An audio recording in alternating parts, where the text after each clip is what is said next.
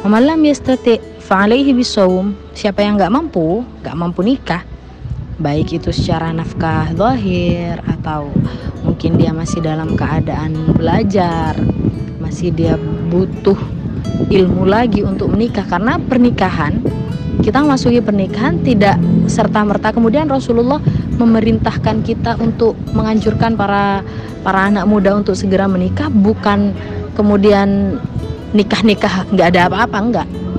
Pernikahan seperti yang disebutkan sebelum-sebelumnya, pernikahan itu adalah ibadah terpanjang, terlama yang akan kita jalani. Kita mau sholat aja ada ilmunya. Kalau kita nggak tahu ilmunya sholat, bisa-bisa sholatnya nggak sah. Kita nggak tahu cara wudhunya nggak sah. Kalau wudhunya nggak sah, sholatnya nggak sah. Kita menutup aurat tidak sempurna, maka sholatnya juga nggak sah. Karena aurat dalam sholat ada batasan-batasannya dan semuanya butuh ilmu. Itu hanya sholat yang berjalan beberapa menit saja. Termasuk puasa, ada sunnah-sunnah puasa, ada fardunya puasa, ada yang membatalkan puasa. Kalau kita nggak tahu ilmunya, kita nggak cukup ilmu tentang puasa, bisa-bisa kita melakukan sesuatu yang membatalkan puasa tanpa kita sadari, puasanya kita nggak sah. Itu untuk ibadah yang hanya dilakukan sejak fajar, subuh sampai maghrib, matahari terbenam. Apalagi pernikahan yang memang ibadah seumur hidup. Kalau nggak ada ilmunya rusak. Kalau nggak ada ilmunya pernikahan maka tidak akan berjalan sesuai dengan bagaimana seharusnya pernikahan itu. Maka pernikahan tidak akan berjalan sesuai seperti apa fungsi pernikahan tersebut.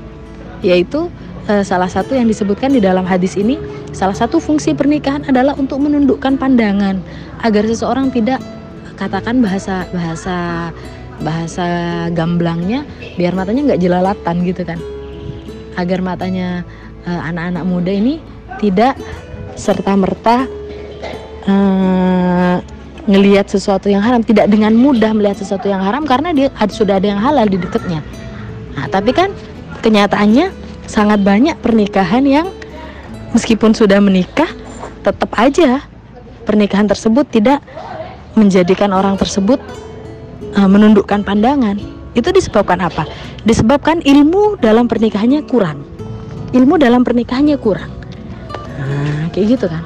Salah satu juga tujuan pernikahan adalah yang disebutkan tadi dalam hadis, untuk menjaga dari kemaluan, menjaga kemaluan dari sesuatu yang haram. Tapi pada kenyataannya sangat banyak orang yang sudah menikah tapi kemaluannya tidak terjaga. Dia tetap melakukan zina, naudzubillah. Banyak juga yang tetap melakukan kemaksiatan yang seharusnya bisa dicegah dengan pernikahan, tapi pernikahannya tidak dapat mencegah dia dari sesuatu yang haram. Kenapa? Karena kurang ilmu dalam pernikahan. Jadi termasuk dari salah satu sesuatu yang belum siap untuk menikah, kurangnya ilmu. Nah, kata Rasulullah ada solusinya juga. Bagaimana? Wa man lam yastati' fa 'alaihi bisawm. Siapa yang belum siap buat nikah, baik itu belum siap finansial atau belum siap secara keilmuan, maka fa 'alaihi bisawm, maka sebaiknya berpuasa, kata Rasulullah.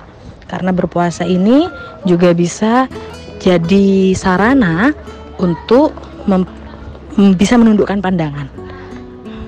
Saum ini dalam hadis yang lain kata Rasulullah, puasa ini adalah perisai ya. Perisai. Orang yang biasanya puasa ini syahwatnya akan lebih turun daripada yang nggak puasa.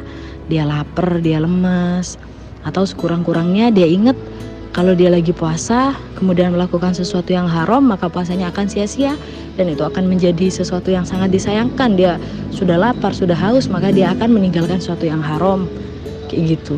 Maka ada solusinya dari Rasulullah. Jadi bukan Rasulullah memerintahkan, menganjurkan anak-anak muda untuk menikah tanpa ilmu, enggak, kayak gitu ya. Jadi menikahlah, makanya baca hadis yang separuh-separuh ya. Kata Rasulullah, yang mampu menafkahi segera nikah, karena nikah itu dapat menundukkan pandangan dan menjaga farji dari yang haram. Tapi wa man lam yastati' fa 'alaihi bisawm. Kalau nggak mampu, masih ada solusi kedua, yaitu